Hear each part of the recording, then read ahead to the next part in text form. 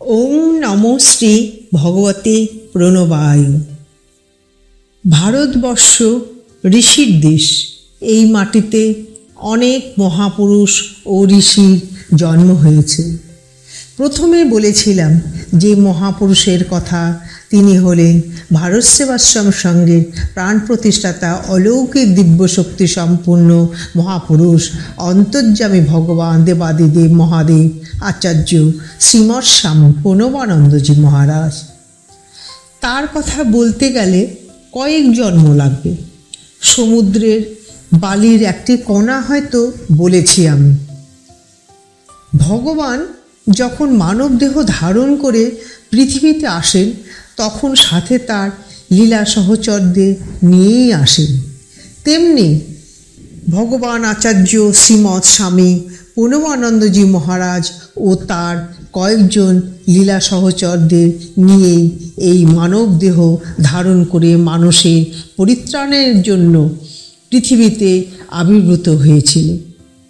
তার প্রথম লীলা সহচর পূজ্য শ্রীমৎ স্বামী সচ্চিদানন্দজি মহারাজ, যিনি আমাদের কাছে বড় স্বামীজি নামে পরিচিত। সেই মহাপুরুষের কথা আজ আমি আপনাদের কাছে তুলে ধরতে চেষ্টা করছি। ভুল হলে মাফ করবেন।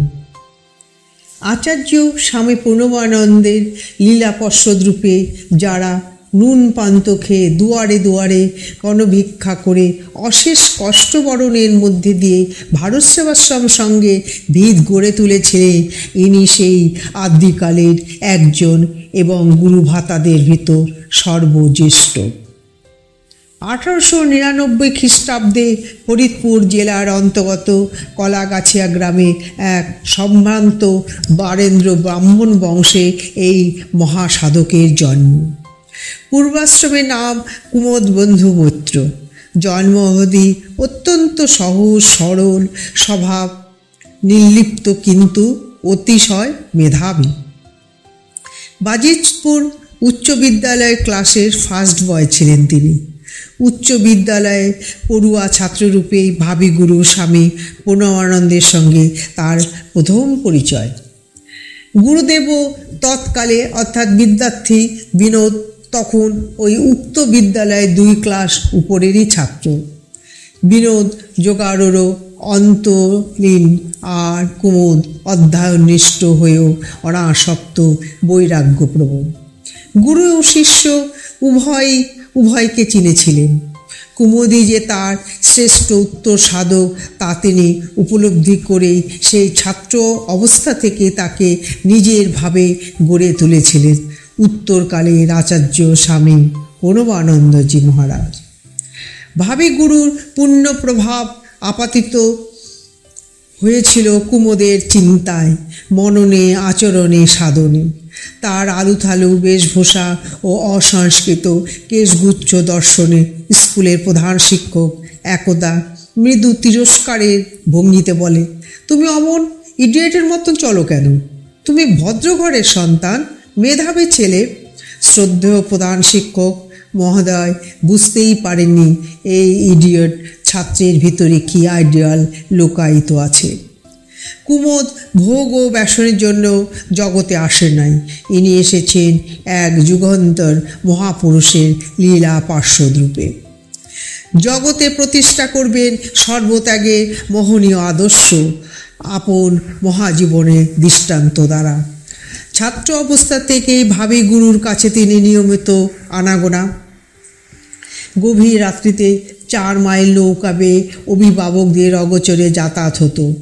জীবন যৌবনে ক্ষণভঙ্গুরা তাত্ত্ব উপলব্ধির সাধন, দুর্গত মানুষের সেবা, ভারতের সনাতন ধর্ম ও সংস্কৃতির পুনঃপ্রতিষ্ঠার ব্রত পালন বিষয়ে লব্ধ উপদেশগুলি অবশেষে কুমুদকে সংসার ত্যাগের চূড়ান্ত অনুপ্রেরণা দান করে। উচ্চ বিদ্যালয়ের সর্বশেষ পরীক্ষায় সাফল্যের সহিত উত্তীর্ণ হয়ে তিনি চলে আসেন কলকাতায়, ভর্তি হন সেন্ট্রাল কলেজে। কিন্তু বৈরাগ্যের তাড়নায় পড়া আর হয় না। 1918 খ্রিস্টাব্দে সংসার ত্যাগপূর্বক ভাবী গুরুর নির্দেশে তিনি চলে যান হিমালয়ে স্বর্গাশ্রমে। তপস্যার অভিপায়। বাজিতপুরের এক ঘন অরণ্যের ভিতর একটি ক্ষুদ্র পর্ণকুটিরে তখন ভারত সেবাশ্রম সংঘ সবেমাত্র অঙ্কুরিত। ত্যাগীদের আশ্রয় দান ও ভরণ পোষণের মতন কোনো সংস্থাই তখন পর্যন্ত গড়ে ওঠেনি। তাই নির্বেদপ্রাপ্ত তরুণ সাধককে হিমালয়ে আশ্রয় গ্রহণ করতে হয়। কিন্তু যুগন্ধর পুরুষ আচার্য স্বামী প্রণবানন্দের মিশন কেবল আত্মমুক্তির একাদেশ দেশী সাধনে গিরিগুহা আশ্রয় করা নয়, আত্মমুক্তির সঙ্গে জগৎ কল্যাণ ব্রত অবশ্যই সাধনীয়। 1921 খ্রিস্টাব্দে খুলনা জেলায় সুন্দরবন অঞ্চলে লোকক্ষয়কর ভীষণ দুর্ভিক্ষে আচার্য প্রফুল্লচন্দ্র রায়ের আহ্বানে সাড়া দিয়ে দুর্গত অঞ্চলে সেবাব্রতের দায়িত্ব নিয়েছেন সংঘ প্রতিষ্ঠাতা স্বামী প্রণবানন্দ। তৎকালে তিনি তখন ব্রহ্মচারী বিনোদ। এই মহৎ ও ব্যাপক কর্মযজ্ঞে বহু ত্যাগী ব্রতী কর্মীর প্রয়োজন। এই কর্মসূত্রে যারা স্বামী প্রণবানন্দের সাক্ষাৎ সংস্পর্শে আসেন তাদের ভিতর অনেকেই আর গৃহে ফিরে যাননি। সন্ন্যাসবত বরণপূর্বক আজীবন ঈশ্বরের সেবা এবং মানুষের সেবায় আত্মোৎসর্গ করেন। কুমোদ হিমালয়ে কঠোর তপস্যা ছেড়ে 1920 সালে নেমে আসেন মাটির জগতে দুর্গত মানুষের সেবায়। জীবনের শেষ মুহূর্ত পর্যন্ত সেই ব্রত তিনি উদযাপন করে গেলেন অসংকলিত নিষ্ঠায়, একান্ত নিরলসভাবে। আধ্যাত্ম জীবনে এই মহাসাধক শ্রী গুরু কৃপায় সুপ্রতিষ্ঠিত ছিলেন আত্মনিষ্ঠার এক বিশেষ উন্নত ভূমিতে। সেখান থেকে তিনি এক চুলও নড়েননি। দেহত্যাগের পাং মুহূর্ত মহাসাধকের অষ্টোধ্যায় শ্রী শ্রী গুরুমূর্তি জপের অভ্যস্ত স্পন্দন অব্যাহত ছিল।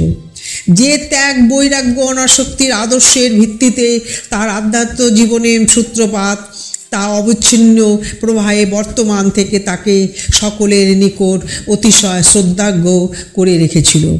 স্বামী প্রণবানন্দের উপদিষ্ট আদর্শ সাধনাকে একান্ত গুরুভক্ত সাধক বুক দিয়ে আঁকড়ে ধরে রক্ষা করেছেন।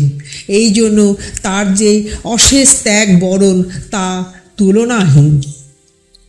প্রেমে, সেবায়, ক্ষমায়, স্নেহে, শাসনে তিনি সঙ্গের গুরু ভাতা ও তদীয় শিষ্য সন্তানগণকে এক অখণ্ড সংহতি নিগড়ে সংবদ্ধ করে রেখেছিলেন। অনুসঙ্গ ভাতাদের প্রতিভা বিকাশে সাহায্য করেছেন, তাদেরকে সর্বদা দিয়েছেন বড় স্থান, কিন্তু নিজে থেকেছেন অন্তরালে। কখনো চাহেননি আত্মপ্রতিষ্ঠাতা, কখনো ধরা দেননি নিজেকে।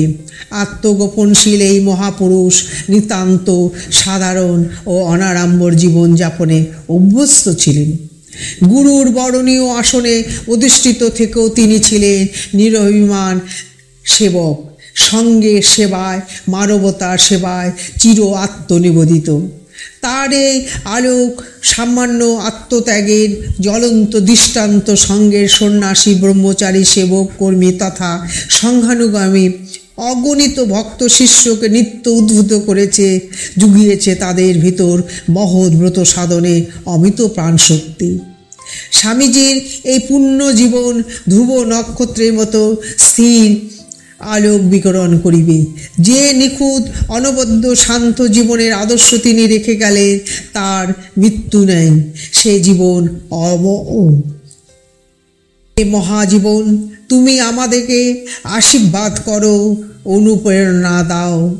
ওম শান্তি, ওম শান্তি, ওম শান্তি।